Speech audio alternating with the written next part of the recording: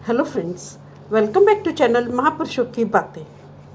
भागवत जी के प्रथम स्कंद के चतुर्थ अध्याय के श्लोक नंबर 2 से 10 तक उल्लेख है कि शौनक जी बोले, सूत जी, आप वक्ताओं में श्रेष्ठ हैं तथा बड़े भाग्यशाली हैं। जो कथा भगवान श्री सुखदेव जी ने कही थी, वही भगवान की पुण्यमयी कथा कृपा करके आप हमें सुनाइए। यह कथा किस युग में, किस स्थान पर और किस कारण से हुई थी? मुनिवर श्री कृष्ण द्वैपायन ने किसकी प्रेरणा से इस परमहंसों की संहिता का निर्माण किया था?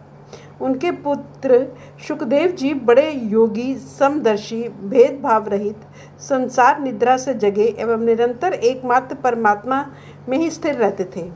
वे छिपे रहने के कारण मूढ़ से प्रतीत होते हैं।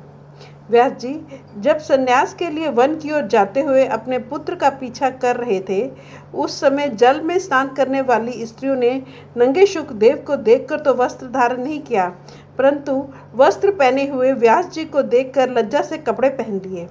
इस आश्चर्य को देखकर जब व्यास जी ने स्त्रियों से इसका कारण पूछा, तब उन्होंने उत्तर दिया कि आपकी दृष्टि में अभी स्त्री पुरुष का भेद बना हुआ है, परंतु अब आपके पुत्र की शुद्ध दृष्टि में यह भेद नहीं है।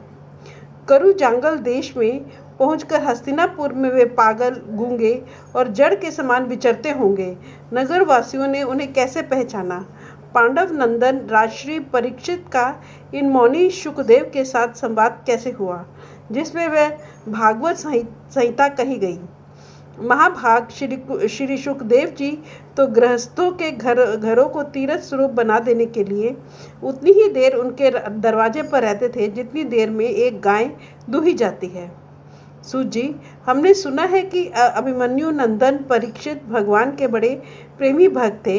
उनके अत्यंत आश्चर्यमय जन्म और कर्मों का भी वर्णन कीजिए। वे तो पांडव वंश के गौरव बढ़ाने वाले सम्राट थे। वे भला किस कारण से साम्राज्य लक्ष्मी का परित्याग करके गंगा तट पर मृत्यु पर्यंत अनशन का व्रत लेकर बैठे थे? फ्रेंड्स, अपनी इस वीडियो को आज यही समाप्त करते हैं। अगले वीडियो में आगे बढ़ेंगे। Thank you.